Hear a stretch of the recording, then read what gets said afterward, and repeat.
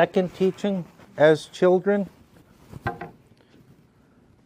As you're learning obedience, hopefully you gain respect. With respect, it begins with you. You need to start respecting yourself.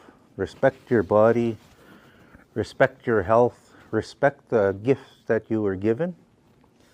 Once we teach kids how to respect themselves, they'll start to love themselves, and it builds that within them. Most people, the younger Waskayak, Anuch, those younger people these days, they look at this from the wrong way. They think it means, number one, you need to learn to respect people. And not only respect people, but respect me.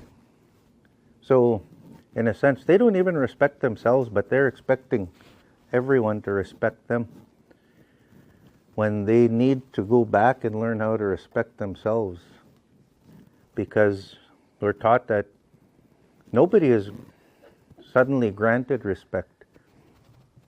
Nobody automatically gets respect. That's something that's earned. And sometimes it takes a lifetime to gain that respect.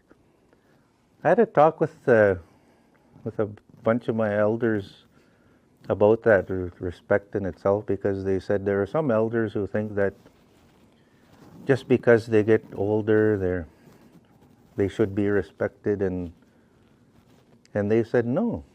They said respected elders have worked hard to be respected. It's not just one day you wake up and you turn a certain age and bang, all of a sudden you're respected.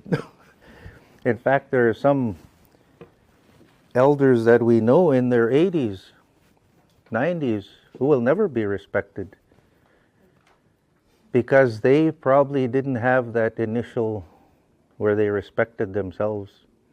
Because if you start off thinking that everyone needs to respect you, that's the wrong way to start. You're not going to be respected just because you expect it. Respect is, if we respect ourselves, then we start to see the beauty in other people and start to respect them just through that natural process.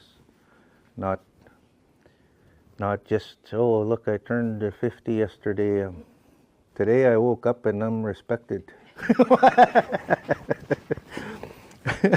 I went to, you know, that whole idea of when we go to a big community gathering, and everyone always says, elders first, elders get fed first.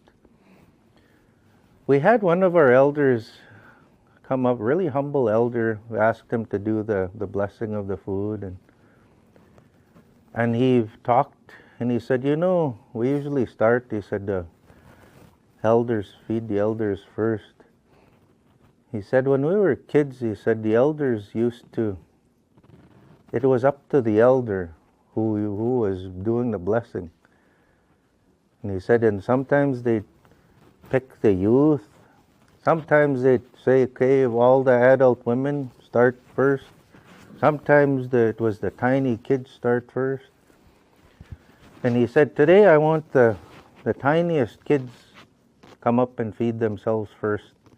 Said the rest of us will wait until. And I thought that's beautiful, because he's displaying respect and how respect is built. Because can you imagine what was going through those little kids' mind as they were, oh, we don't have to be last, we're first. That's how respect is built. So it's important to go back to the real, true, the way it was kayas. And that's the way it was, where it wasn't always the elders first.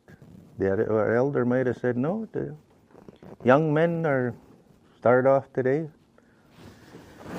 So it's really embracing those teachings and through respect.